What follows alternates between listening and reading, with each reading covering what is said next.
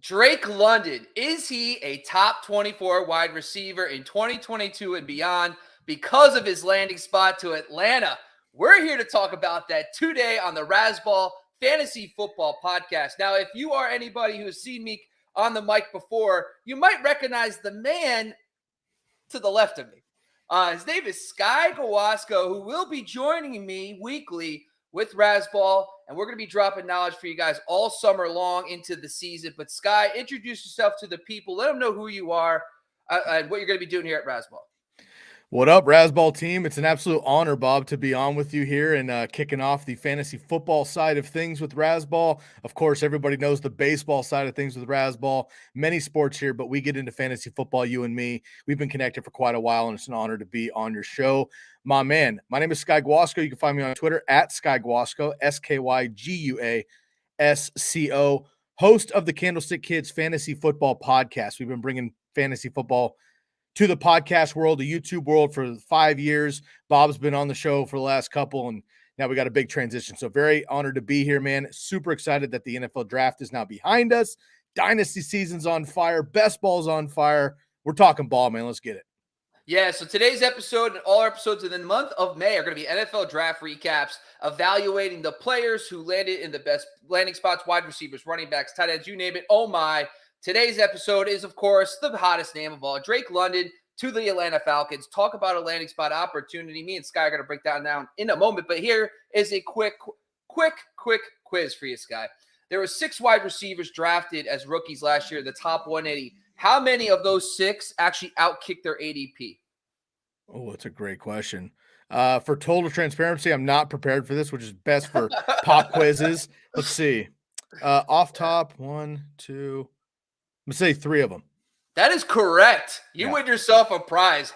Only 50%. So, hey, the guys we're going to be talking about in the next month are basically coin flips that kick their ADPs, which is why at the end of this episode, me and Sky are going to look at the ADP and tell you if we should draft these guys. So, Sky, let's get into it. Tell the people what you learned about Drake London, the Falcons, the landing spot, and everything they need to know for redraft, dynasty, whatever you think is best. Absolutely. First of all, I want to give a shout out to one of our mutual friends here, Brian Leach of the Commish Fantasy Football Dynasty podcast. Give him a shout out right away because he was really one of the few people in the fantasy industry that truly had Drake London as the number 1 wide receiver off the board. Many folks, me included, had Treylon Burks, which we'll talk about another time, and rightfully so. But man, you can't go wrong with Drake London. The only hiccup is going to be the situation, which we'll get into here in a second. But talking about the player himself, 6'5", 210. For anybody unfamiliar, didn't maybe see the draft or isn't breaking these guys down the way that Bob and I do. NFL player comp, think Mike Evans, think your boy Kenny Golladay, Mike Williams, right? You're thinking a big body, go up and get it, red zone threat type wide receiver. Now, the big question is the difference between those guys and a DK Metcalf or Julio Jones is Julio Jones and DK Metcalf can also outrun everybody on the field. Drake London, probably not that guy. Now, he has great speed because he has a huge gait, obviously, when he gets running. So he has great speed in general, but not quite the acceleration that I think wins in the NFL. The big bonus here with Drake London, in my opinion, is the first wide receiver as the player itself versus the landing spot. Coming out as a junior, right? We love that. Also, still just 20 years old. He only played 8 games before a pretty significant ankle injury, which, of course, we don't like guys coming in with an ankle injury, but it wasn't a torn ACL. It wasn't a torn Achilles, so we like that. He should be ready to go. 88 receptions, Bob, in 8 games. Let's quick math here for you. That's more than 10 catches on average per game at USC, 1,000 yards and 7 touchdowns. So if you extrapolate that over 12, 13 games of a college football season, of course, they play a few short. You're looking at 100 receptions easy, 12 to 1,300 yards, double-digit touchdowns. This kid's a beast. Now, I will say this. I'm a Pac-12 guy. I watch a lot of Pac-12 football. The Pac-12 is not the SEC, all right? You talk about a guy like Treylon Burks. He's in the SEC, totally different competition. Pac-12 is known for their offense, not for their defense. So the competition is much different when you translate to the NFL. But again, big body receiver, can go up and get it. He's going to contest catches. He's a great red zone threat. I love that about Mike Williams, Mike Evans, as I mentioned, Kenny Golladay. Now, The big issue might unfortunately be my boy, Marcus Mariota. Can he come back after a couple years, basically not playing very much? Is there going to be actual competition with Cordero Patterson, who last year took the fantasy world by storm, playing that hybrid wide receiver running back role? Is he going to play more running back because they frankly haven't addressed that in Atlanta yet? Or is he going to be still a wide receiver? Then of course, you have Kyle Pitts, the all-world tight end drafted top 5 last year. So what are the Falcons going to look at? They also brought in Desmond Ridder, a middle round quarterback for the draft. If Marcus slips up, they'll bring in the rookie there. But either way, I really think Drake London has an opportunity to come in right away and be the alpha wide receiver there in Atlanta. And I'm excited for him, man. In rookie drafts, I'm all about him. Redraft, I'm just going to have to kind of wait as the summer develops and see how he unfolds. But I'm really excited about this kid. My only concern is when he plays a guy like Marshawn Lattimore or Stephon Gilmore, somebody like that within his division that's going to beat him up at the line of scrimmage. I'm a little concerned about his acceleration to get by those guys in the NFL. But if he does, he's going to be a problem. So first off, Drake London, when I saw his player comps, what I want to do in my entire series, I'm going to talk about who do the player profile who does all the measurables. They look at the history of the player dominance in college, and they compile all this data and they give us player comps. So I was interested to see what that came from. They compared him to, ironically, Mike Evans and Marcus Colston.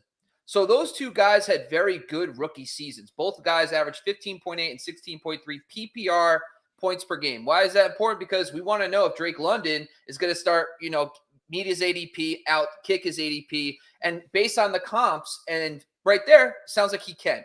The second step is understanding the opportunities. No Calvin Ridley, no Russell Gage, no Hayden Hurst.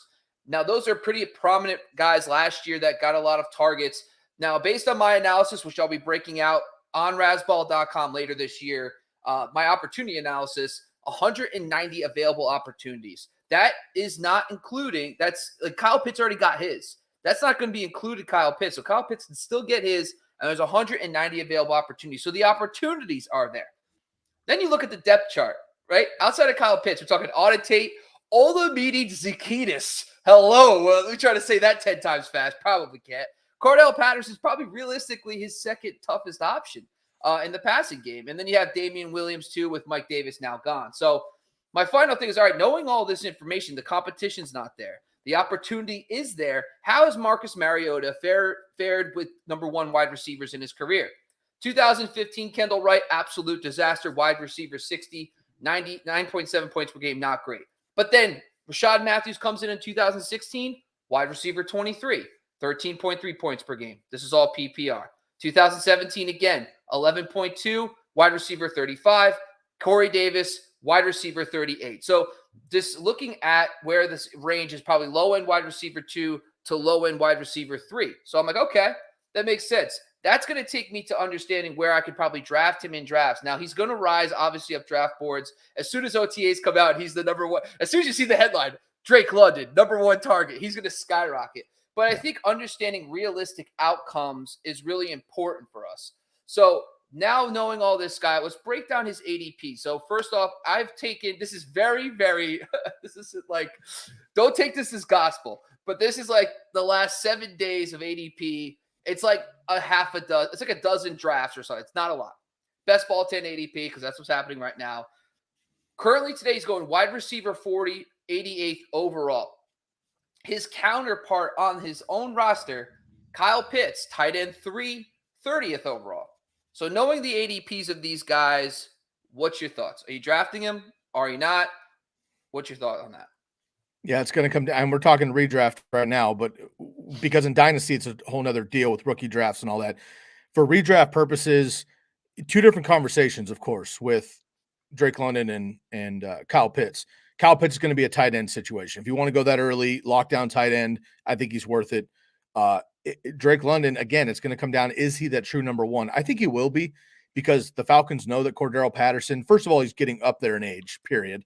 Secondly, he hadn't done much in the NFL with any consistency outside of special teams until last year, and he was only forced into that role because Mike Davis, who, by the way, has been released at this point, was not able to shoulder the load last year. They had no other, once Calvin Ridley went down, Julio was gone. They had no other options in that offense overall. Kyle Pitts wasn't quite ready. Matt Ryan was declining. So I do think that Drake London will be that number one. When he is, yes, I would be excited for him. I'll say, though, 7th, 8th round, we'll see what happens. Again, I mean, I think he's got top 24 upside on sheer volume. Again, if he has one of those rookie seasons like Marcus Colston, by the way, for the OGs, Marcus Colston was a beast on the Saints for years, right? Mike Evans, of course, 14 touchdowns, 14 touchdowns early on in his career, elite size and strength. He's explosive over the middle, and he's going to go up and he's going to be taller than every cornerback he plays against, Drake London. So I like those matchups there. And look, Marcus is not going to have an opportunity to sit back in that pocket and throw darts. That's not the type of quarterback he is. He's going to be scrambling. He's going to be looking down the field, making big plays. Drake London, in my opinion, is that type of guy. Top 24 upside. I will take the upside shot on him. But, Bob, like everything else, it's all about draft day cost. If Drake London is the number one, everyone's hyped. Marcus throws him a nice diamond preseason. All of a sudden, he's like a 4th, 5th round pick or something like that. I don't know if I'd go that rich yet because I don't trust the Falcons, but I would love him in the 6th+ round. I think he's got great top 24 upside there. And again, volume matters in fantasy football. Yeah, listen, I'm not going to compare Kyle Pitts to Delanie Walker, but Delanie Walker's 3 major seasons with Marcus Mariota, tight end 3, tight end 6, tight end 4. So it almost seems like the talent of Kyle Pitts, Mariota's kind of style, like he likes to, his leading player was a tight end. So, I mean, it makes sense. I might be buying that tight end 3 at pick 30th overall, but as it stands today, I got to get like a Bell. I'm going to get like a Bell and then like if we're going to buy or sell the ADP. I'll work on that team, I promise. But just quickly, I'm going to buy Drake London currently at his wide receiver 40 price tag because of the range of outcomes we kind of looked at with Marcus Mariota's pass. So I do like that overall. But that's all we have for today, folks. This is the first of plenty NFL draft recaps. Once again, Drake London to the Falcons, and welcome, Sky, to the Razzball family. As a reminder, make sure you're following us across the board. You'll see it at the bottom of your screen. On TikTok, while I'm dancing, doing a bunch of videos. Make sure you're also subscribing to our YouTube channel and also on Instagram. We are posting content everywhere. Make sure you also go to razzball.com and check out the website because our baseball team is doing amazing work over there along with football, basketball, and hockey. Once again, I'm your host, Bobby Lamarco, and I'm joined by my partner, Sky Gawasco. Thanks for joining us again, guys. We are out of here.